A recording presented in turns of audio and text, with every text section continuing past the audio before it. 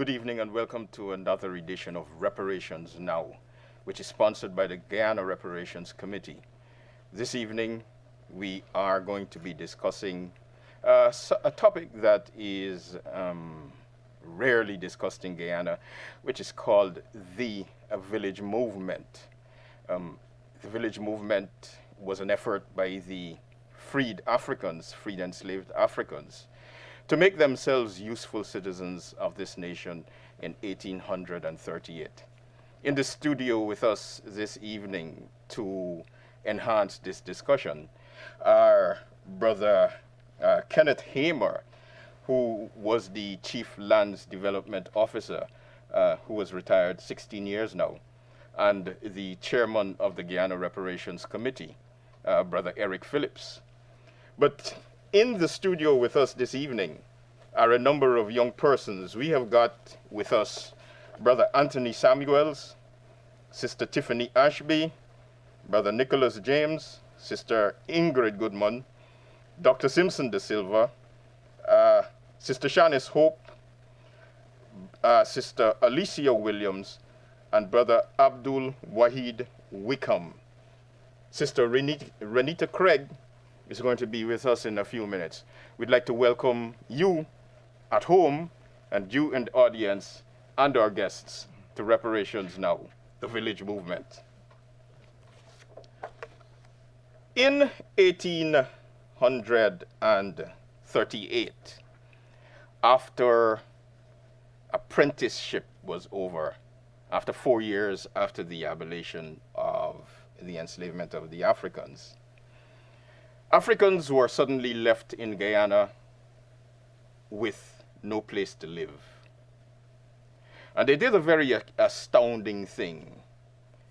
Some persons expected that they would have taken revenge against the European planters for having enslaved and denied them their human rights for close to 200 years. But the Africans did a strange thing. They said to the Europeans, "We are not going to fight with you. We are going to establish homes for ourselves." And they did that by purchasing land in Essequibo, in the first proprietary village, from one Mr. Carberry, who had purchased Dagarad, Mocha, and Westfield on the Essequibo coast. This practice spread from Essequibo to Demerara and to Berbice. But then in November of 1839, 83 freed Africans, including 5 women, and this is significant. Their names are Maria Grant, Belinda Hopkinson, Catherine, Tom, Molly Archer, and Hannah Foster, from Dutchford, Ansgrove, Hope, Paradise, and Encore, bought plantation Northbrook for the purposes of planting cane, and they bought it for a sum of $10,000. Now I want you all to mark that sum, $10,000. They paid $6,000 immediately, and then the $4,000 were paid in another 3 weeks. By the end of 1840, there were 4 substantial purchases in Berbice. Berbice also had 5 proprietary villages. In May 1840, 61 Africans purchased BV, or better for acting, for $22,000. June 1840 saw New Orange, Nassau being purchased for $50,000. The Africans paid $28,000 as a down payment, with the remaining $22,000 being paid off on November 25th, 1840. This activity by the Africans caused land prices in the country to skyrocket when previously they were falling. In 1841, as land prices continued to soar, $90,000 was asked for vigilance. The Africans turned down this offer on the advice of District Stipendiary Magistrate and Frierish, which had attracted a price of $25,000, and $50,000 in 1835 was now going for $80,000.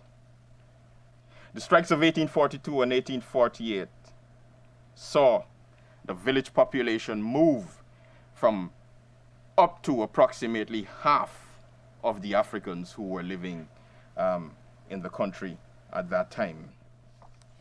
This activity by the Africans was probably the first free and legitimate effort at real estate development. It was the first free and probably legitimate effort at investment in the nation's well-being. It definitely was a social and economic entrepreneurial act. We are here this evening to provide context, to provide understandings, and to provide meaning to the action to those of our ancestors who established the foundations of the nation, and to possibly listen to the young people as they maybe suggest solutions. I begin this evening's discussion by asking our brother Eric Phillips, and chairman of the Guyana Reparations Committee, to put into context, within the context of Guyana's development today, the village movement, the social and economic entrepreneurial activity of the Africans. How do you contextualize this in terms of Guyana's development from 1838 to 2017? Thank you, Brother Jonathan. First, I'd like to say that the village movement was the greatest entrepreneurial event in any post-slavery society. It only happened in Guyana. And as you indicated, after emancipation, we were left homeless. And the freed Africans decided that they would build communities. They would build a new society, a society in which they ruled themselves. It was a society that was built around agriculture, but the church was important, schools were important. More importantly, they had a governance system that was community-based. They worked as teams, and as you said, they were Victoria. There were 5 different African plantations that came together, slaves from those plantations, to buy Victoria. Now, Guyana is a country of villages, and that's where that started. And between 1839 and 1850, Yes.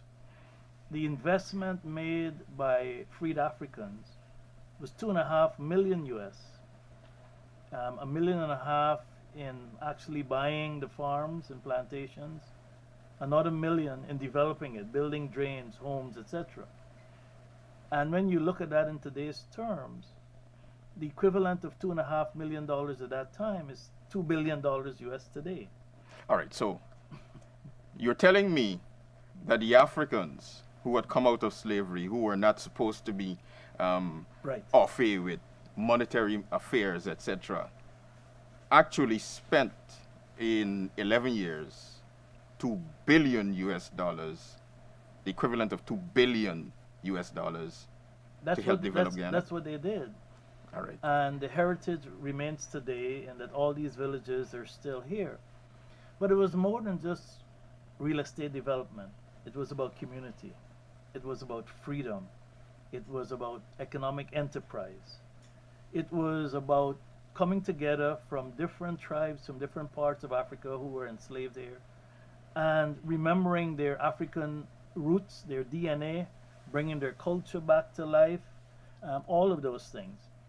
And it's something that we need to remember today, because these people were thought to be illiterate, and they were thought to be people who don't save money. But they saved money after 45 hours of work. The overtime they got, they saved, they buried it, they planted crops, they sold it. So these were people who were industrious. How does this challenge the stereotype of Africans that is bandied around, that we cannot work together? Well, it's not just that stereotype that we can't work together. Even today, you look at Facebook, they say Africans don't know how to run an economy. Africans know nothing about business. But we were the first entrepreneurs in Guyana. And so the falsities that have been brought through generations, trying to make us the bottom of the pyramid, still exists today. Um, I don't know why it exists in Guyana, because if you go to Jamaica, where they are freed Africans, the economy is run by Africans.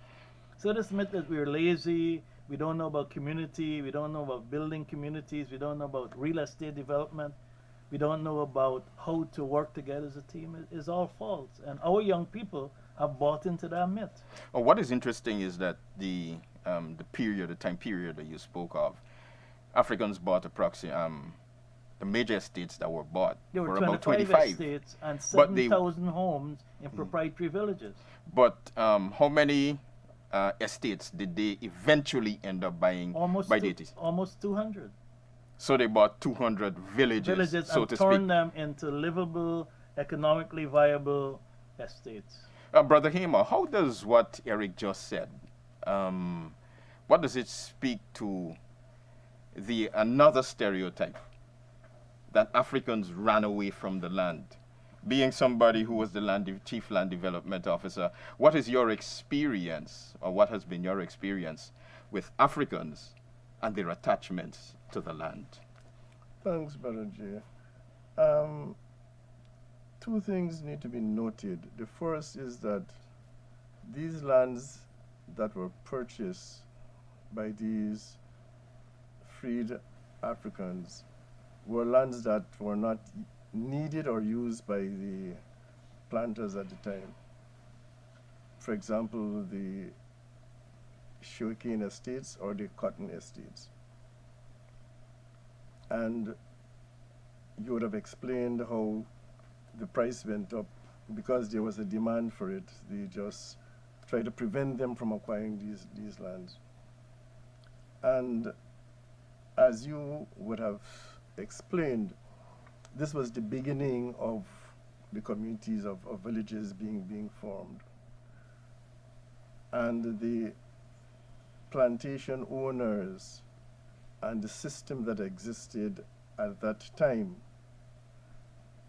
did everything possible to cause these economic ventures of these communities to fail. Now, let's take a pin. You said economic ventures. Why did you say economic ventures? Because they were not being paid wages on the estates for the labor. They were only paid from the overtime that they worked.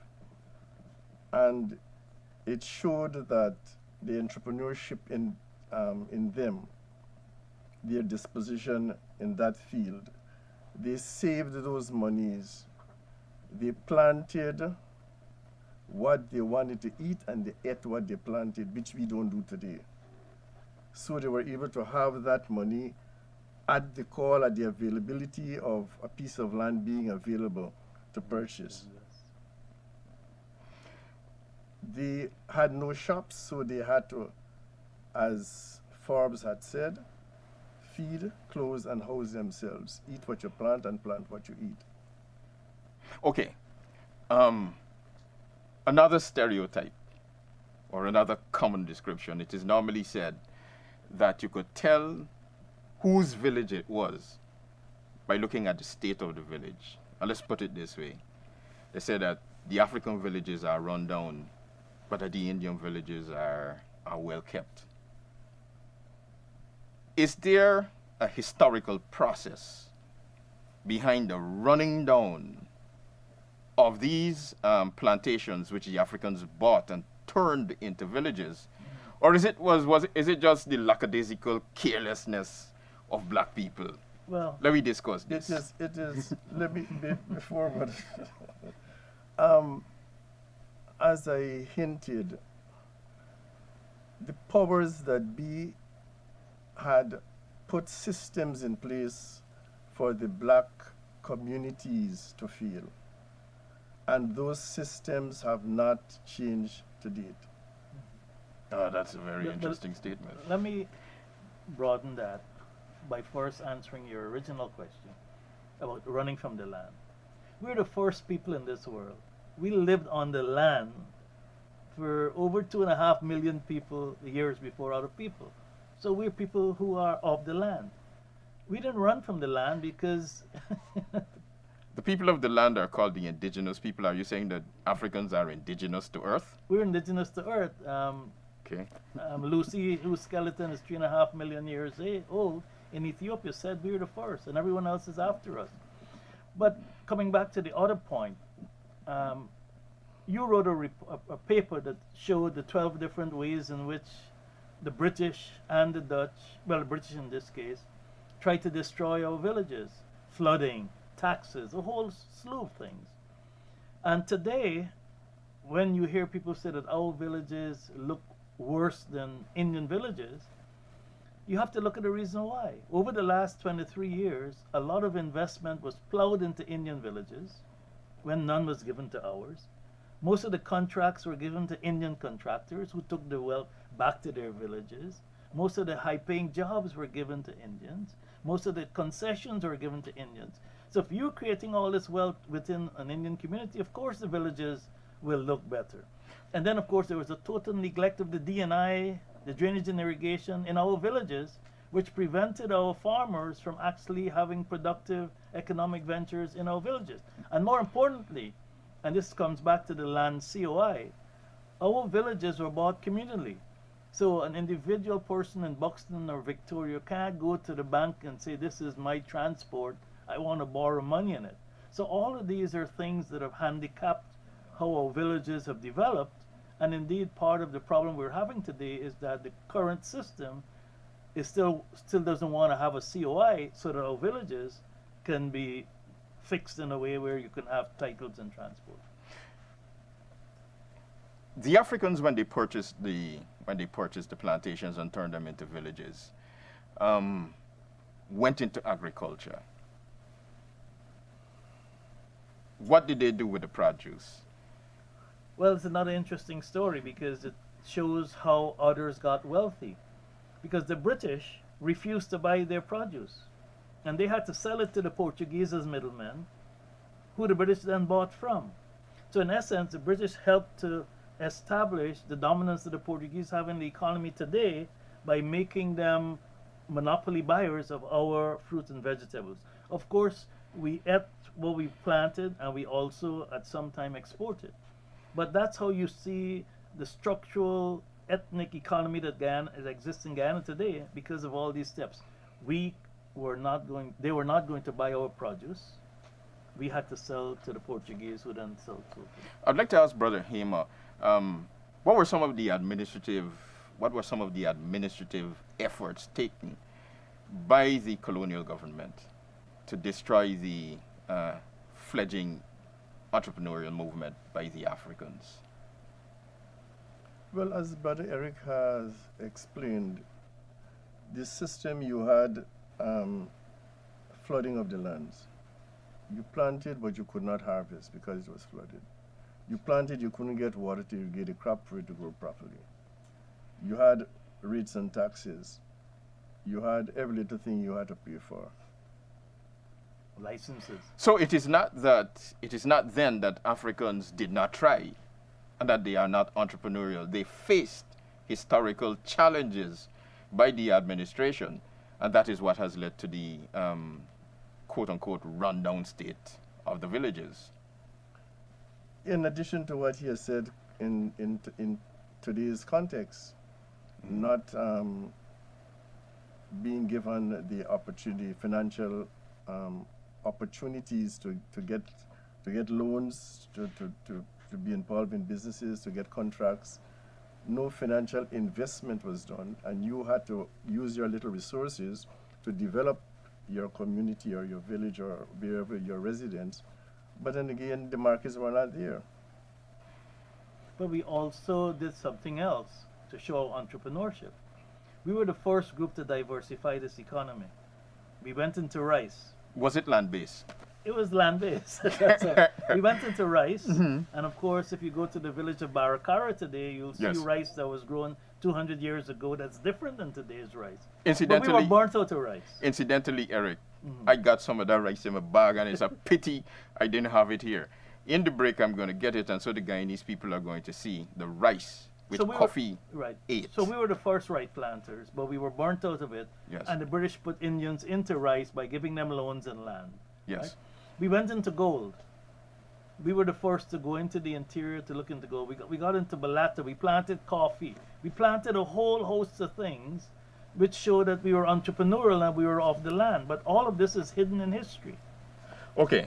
We also had a bank, remember? We were banking in the 30s. The first bankers in Guyana were Africans in Berbice. Yep.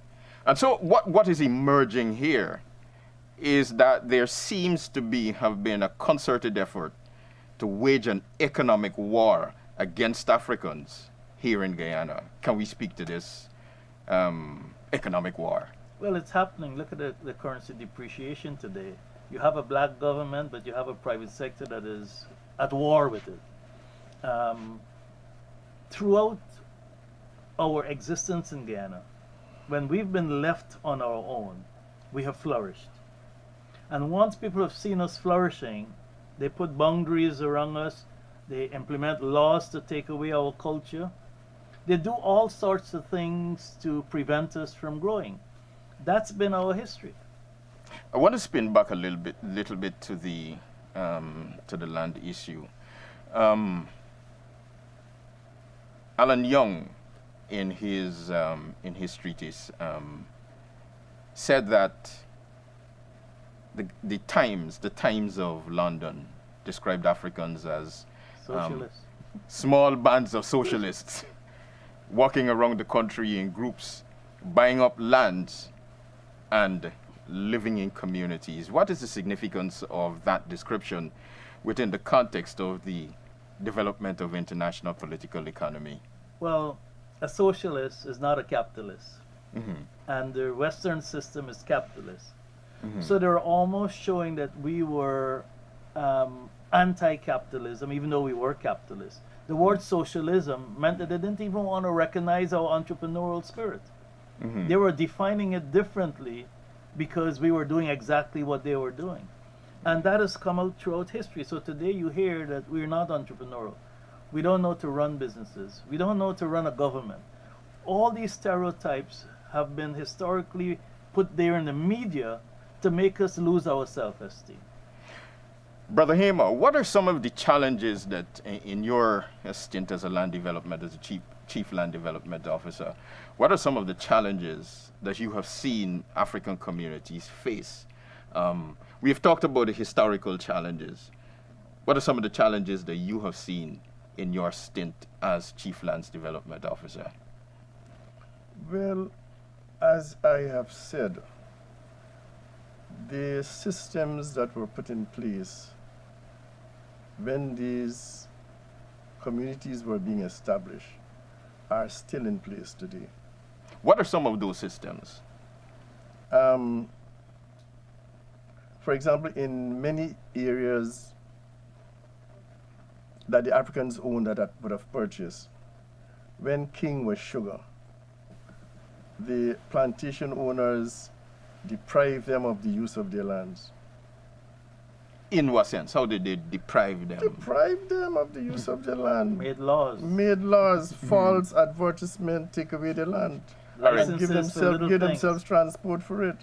Tell me about the stopping them from catching fish in the side trench now. You know anything about, can you speak to that issue? Well, you were prohibited from walking on the reserves, on the reserve, which is a access, common access and egress for anyone to walk. You were prevented from That's doing why that. we have salt fish today, because they wouldn't buy our fresh fish. You have to remember all these things. Our young people don't know these things. And it is important to note that these Africans who were freed could not read and write. So the laws, the Could not read and contracts, the write. agreements, But it still, could have for said all, anything. they had that entrepreneurial spirit within them to establish these communities. Well, they could read and write, but not English. right, They had their own- not English. Tell me something. Whenever they found someone, they used that one or they paid for services to be rendered. For example, Victoria. The original name was Norbrook.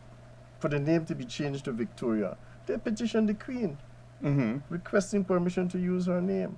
Mhm. And that is how it was done. people who couldn't read and write You have were to that get permission, determined yeah. to do that. All right. But today, you have many of our villages in a broader governance structure, MDCs, RDCs. We need village councils. If Buxton is a village, Buxton should govern itself through a village council. We don't have those anymore. And so by doing that, you've taken away the power of decision making from how your community can be developed today. Which is something that comes from way back when, because there were several quote unquote rebellions on the East Coast. Friendship and them places where them people say no taxation without representation. The Buxton stopped, what was it, the train? Yeah. They All say- of that was because of these impediments put in front of our people. They say Buxton stop train. I think it's important for us to dwell for probably a minute or two more. I know that half an hour into the program has already gone. Already. But let us look at this thing. There was an impediment with the increasing prices for land, as we pointed out. Land that was selling for $20,000 suddenly started being called for at $80,000. But the Africans did a very interesting thing which we glossed over. They came together, pooled their monies, and bought those lands. What understandings can we draw from that for our activities today, Well, it means or the that challenges that we we face should today? not be following the Western model, the American model of being individualistic. We're community-based people from back in Africa. So everything is about the community. If you pool, you're stronger. If you pool, you can grow better. Mhm. Today we've lost that. You hear every day that black people don't help black people. Mhm. Same thing. We used to help each other. Black people don't buy from other black people. Same thing. We used to buy from each other. We used to help each other. You know what It's is a different philosophy of life, a different approach to life, where the community is more important than the individual, and where it takes a village to develop a child.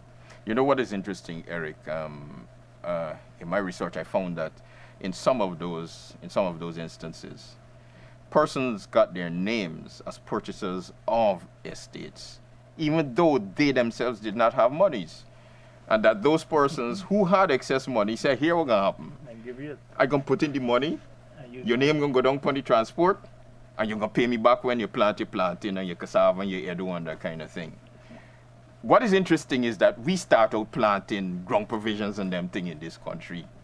When you go to the market nowadays, if you got 10 people selling ground provisions, you're gonna find 2 black people selling ground provisions. There are lessons to be learned from the ancestors. But it means we should go back to the land, because land is generational wealth. Mm-hmm. Buxton and all the villages are generational wealth to today's children and their children. Land is the basis of growth. If you have land, you can borrow money, you could collateralize it.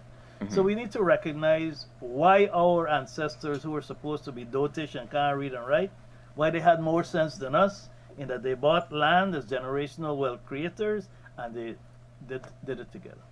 Brother Gamer, would you like to reply to anything that Brother Eric has said? And after that, we will go to our reinforcement clip. And then from that, we're going to go to the young people to field questions, observations, comments, etc. So let's go to the reinforcement clip. No, anything So, Oh, sorry, my apologies, so Brother Gamer. to go a little further from what Erica said, and for me to repeat myself, the systems that were put in place from the beginning of the formation of these communities are still in place. Many of the black villages, you cannot farm because the only high ground you have is the dams. The drainage and irrigation systems, trenches, do not provide the service. They're the wrong angle, diagonal versus vertical. All They sorts clogged of up, they have not been reconditioned, they have not been cleaned. So they cannot, trenches do not have the capacity to take the water when it's raining. and there's no proper discharge to the sea. So when the rain falls, it stays on the lands and you lose your crops. So going back to the villages to plant would be a 0-0 because you do not have proper irrigation, proper drainage. While in the other areas that the Indians have, their drainage and irrigation systems are always in perfect order. Compliments of the NDIA, which is supposed to be neutral to all of us. Well, these are some of the challenges, and I'm glad that we've got the young people here in studio with us this evening, and the young people at home also too, listening in to some of the causes, the root causes of some of the problems in our communities. We're going to take a short break with Brother Eddie Grant, and then when we come back, it's to the young people.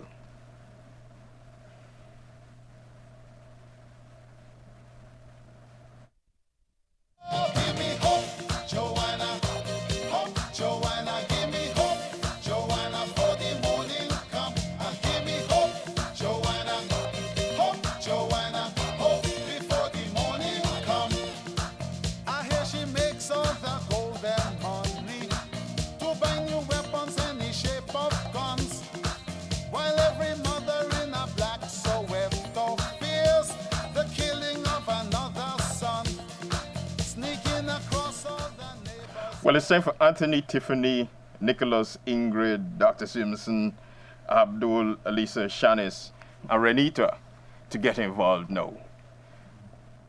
I mean, the future is your alone. It's we want to, right? It's your alone. Y'all got to solve some of these problems. Help us to give meaning to the discussion that you heard. Help us to get understandings.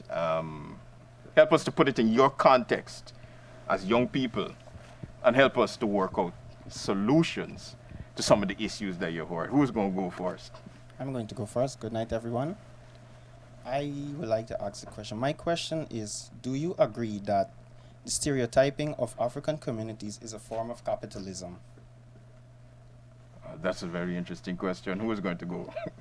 It's a form of negative capitalism. Capitalism is about investment, it's about growth, and if you stereotype us as not being capitalists, you're actually saying that we don't know what it is we need to do to develop.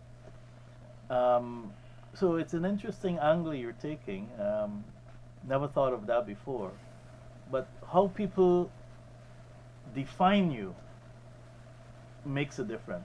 Because if you were to internalize how they define you, they can either prevent you from meeting your goals or sidetrack you from meeting your goals.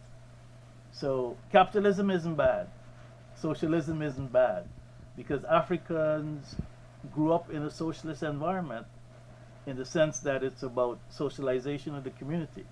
But we are entrepreneurs, but people keep telling us we're not. So that, in essence, removes our self-esteem, and we are less apt to want to invest, to want to take risks. Whilst the young people are thinking about the questions, I'd like to field a question to them.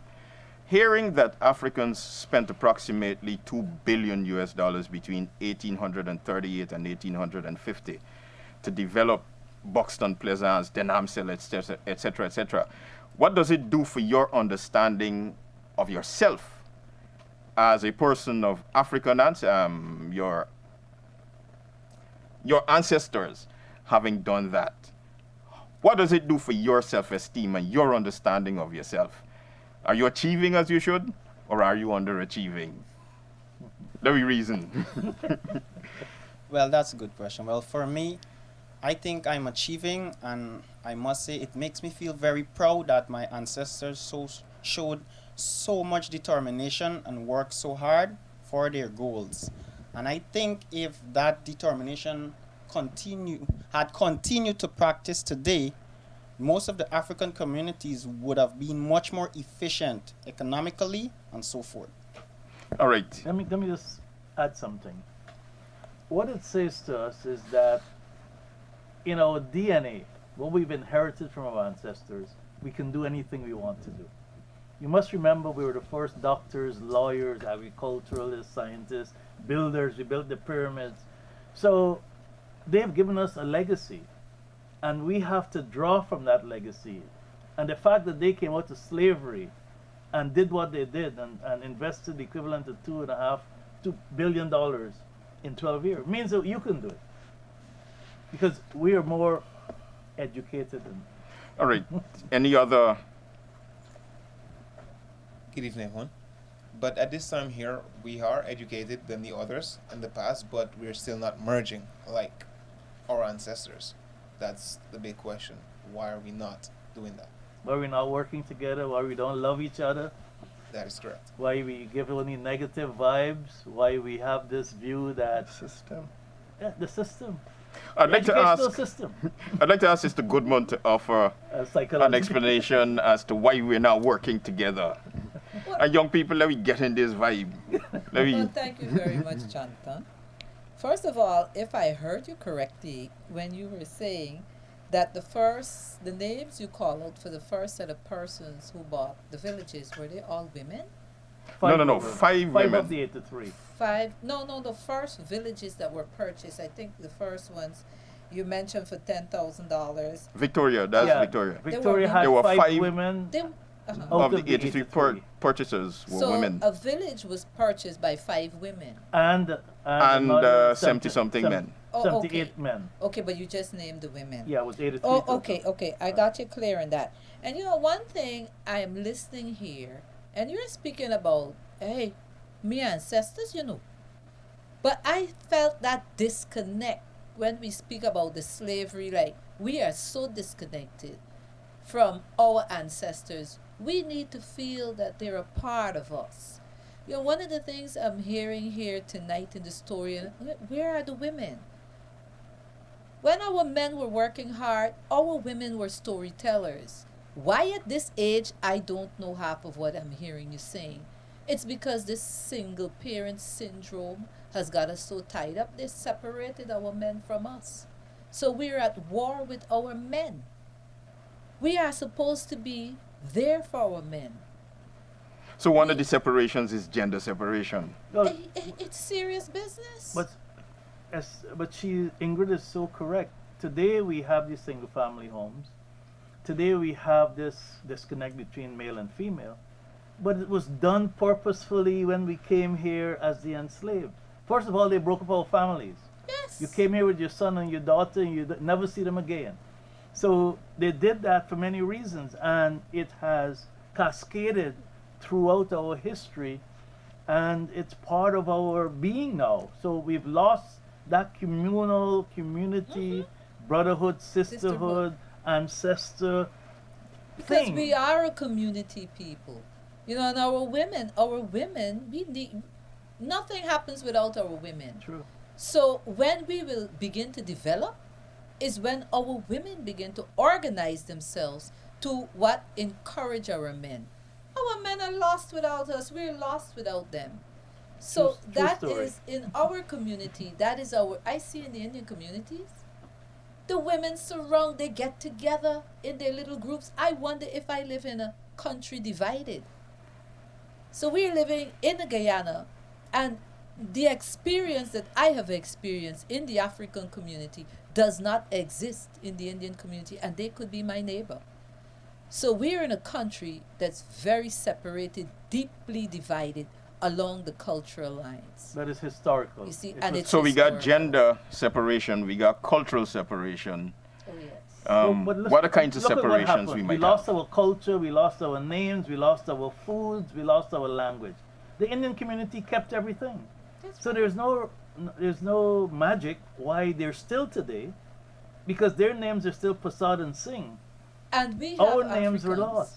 We have Africans who would rather say in Guyana today that I am a Christian before they say I am an Afro-Guyanese. I have witnessed that. That's another Or- story. An Indian addressing an African. Until I came home 8 years ago, I have not heard the word Negro in my experiences across this planet until I arrived in Guyana. I almost wanted to go, what's a Negro? Only in Guyana. So our self-image it is more or less the negative self image is reinforced by the other ethnic groups who addressed us in a very lesser manner. I want to I know pass this Jonathan Sure. has another question, but I want to make a point of what you're saying. We keep saying we're descendants of slaves. We're not. We're descendants of enslaved people. And that's a big difference.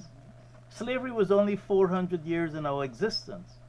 So when you say you're a descendant of a slave, you're taking away your own self-esteem because you believe your life started with slavery. And prior to slavery, we were building pyramids, we were scientists, we were doing all sorts of things. So we need to go beyond that imagery that we're descendants of slaves, which every other group in Ghana likes to tell us. In fact, Brother Eric, I would like to encourage persons here to go down to Buxton and go to Company, they just call it Company, and observe what a set of hydraulic engineers built them 100 years ago that still stand up there. It is called an elevated waterway. And those Africans built that elevated waterway because the coast is below sea level. So they raised that canal above the rest of Buxton. And when you go and you stand up on Company at the side of the road, you just see the company up there to dump the water into the Atlantic Ocean. It's a fantastic engineering feat. So that what Eric is saying is not slaves they come here, was hydraulic engineers, was doctors, was nurses, was agronomists, etc. It was the full works.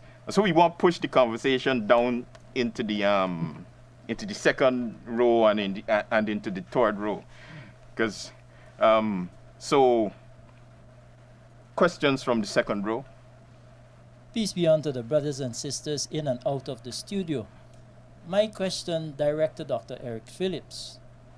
You mentioned about 23 years of the nation being under a government that basically undermined or derailed stability and progress in the black communities. After 2 years with a black government, according to your words, what is being done to change the atmosphere in the black communities? Good question. And here's the ethnic trap we have. A lot of the assets that were placed in the Indian community were done so illegally or legally. So legally, contracts, jobs, everything. Illegally, through allowing gold smuggling, fuel smuggling, cocaine smuggling, whatever it is. But a lot of assets from the states were stolen and given to one community. Our government could do the same, but they have taken the higher ground and have decided to follow the rule of law. So people are complaining that they're not doing anything for them. Do you want them to break the law? Look at Gaisuku. Gaisuku was fed $102 billion over the last 10 years. It's sucking today money for youth development in our communities because they've already given them $32 billion over the last 23 months. Another $9 billion is due this year. Another $17 billion is done. So the government is actually taking your money and my money as taxpayers and putting it to fix an ethnic problem that was created by the last government. So I can go on and on because the expectation was that this government will come and create jobs. Well, the private sector creates jobs, and they have never created jobs. Look back into your history during the 23 years. There was growth, a lot of it because of the underground economy, but no job creation. Now, our government has to clean up this mess. It has three options. Amnesty and ask them to bring back the wealth, charge them criminally, or throw assets back into the African community. What is the choice? What would you do? So what I'm trying to say to you is that what has been happening in the past, the transfer of wealth from the state to a particular group, isn't happening now because our government has decided they want to stabilize the economy, they want to get drugs out, they want to stop money laundering, they want to stop tax evasion. Because if they can do that, we understand the real basis of the economy and we can build on that. So money is not floating in Georgetown right now because the DEA is here, because Soku is here, because Saru is here, and therefore people are saying that people aren't buying anything. But at the same time, you have 1,000 Cubans coming in a week, spending 1,000 to 3,000 US. Where's that money going? Why is the currency depreciating? So there are a lot of things going on that makes it look as if the government is failing. But if you were to look at economic growth, we're the highest growth in the Caribbean. Suriname is contracting, Trinidad is subtracting, Venezuela is contracting, Jamaica is contracting. So they're not looking at it relatively. They're just saying blame, blame, blame, blame, blame, because that is what they want to say. That our government, remember the words, black people don't know how to do business, and government is And a they can't business. run country. Black people can't run country. That's what they're trying to say. The same stereotypes that were created, that we talked about, are being reinforced now. And that's what's really happening. But our government is really trying. A massive amount of investment has already occurred in this country. And of course, the government is paralyzed because if it made a straight economic decision, Gaisuka would be closed. And that money would be used to build our communities. But they can't do that because there are already 16,000 workers and you have to deal with that. But there are other ways of dealing with it. That's what we Alisa, have. Shanice, My second question Renita. Yes, the second question. to you, Dr. Phillips. What is the current affairs with reparation as it relates to our benefits coming from England? And this is directly attached to the hierarchy of England. What are they Well, there are doing two towards it? types of issues here. We're seeking reparations from England and Holland, and we're seeking reparations from the government of Guyana. And it is justice if we get both, and we should get both. First of all, 472,000 Africans died to build Guyana. And in international law, there should be reparations for that. Secondly, just to show how strong the case we have 9 indigenous groups in Guyana. They got 13.8% of Guyana. 3 of them came here 100 to 200 years after we were here, but they got land. They were not the first people. There were 6 first tribes, not 9. So we were saying that because everything that has happened to us in Guyana was because of government action, including the granting of the land to indigenous people, that was a government action. Denying us what we had in the village, trying to destroy our villages to prevent generational wealth, that was a government action. Giving free lands to Indian communities, and there are many of those that people don't talk about. WIM, I can name them. Hustadiran, all of those were given to other people who didn't die and who weren't enslaved for 200 years. So we'll deal with the British part through the ICJ, the International Court of Justice, and that's part of a CARICOM initiative, and we have to work jointly with them. But right now, we need reparations now for the deaths and the enslavement. And here's what's going on. Whilst we are gaffing and being happy about house lot, they've been giving away hundreds of thousands of acres to other Indians from India and from China, and we're not getting any. Is that fair? So that's why we're making us cleared 15,000 square miles, or 18% of Guyana, and that's what we should get. All right. Shanice, Renita, Dr. Simpson, Nicholas Pope, You're running out of time. Tiffany. We're running out of time. We got just about 2 minutes more. Yes. So good. Yes, Shanice. Since this information is not being fed into the school system, because now I'm hearing about it. So what will the Reparation Committee do about this? How would they get this information into the school system? All right. I think Eric tell me to talk, but Eric is the panelist. The Guyana Reparations Committee has written this little book, The Guyana Reparations Story. The Guyana Reparations Story. And it is hoped that this will be used in part of the curricula. But there is the complaint that history is not being taught in the schools, and that what is being taught is social sciences and not social studies. So that I think that a very strong lobby from young Africans in this country for the correct narrative as it relates to African people has got to come from you as young people, and probably this is a good opportunity for you to make that call as young people. But there are problems. Do you know there were black Caribs? We have a picture, we can show you a black Carib. Do you know that what we have found that 472,000 people, Africans, died to build Guyana, nobody wants to hear?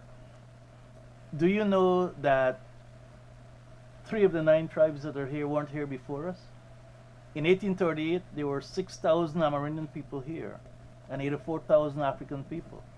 The Waiwais, the Makusis, and the Wapishanas were not here until the 19th century and the 18th century. So if we were to bring that to the school system that talks about First People and 9 tribes, it creates a problem. Our history has been distorted for political reasons. And as Jonathan is saying, we've tried to rectify it. Do you know that slavery was made law by the Catholic Church through 3 papal bulls? All of these things are here. Do you know that African culture was officially banned in Guyana? This is why black people don't want to associate with themselves. On the 2nd of April, 1802, and that if you were caught trying to be black, you could get killed or jailed. Our religions were taken away from us, our language, our land, our wealth. You know, so it's a very important thing. If we are to get social cohesion in Guyana, if we are to get justice, we need to have our history corrected. And the only way you can do that is through the school system. And we're hoping that whoever runs the school system and might be looking at this issue will start thinking about it. And I'd like to challenge you as young people to find out the promenade gardens was what. We know that the parade ground was the slaughtering grounds. 1823 rebellion. But what was the promenade garden and what is being hidden by the promenade gardens? But you're going to find that out.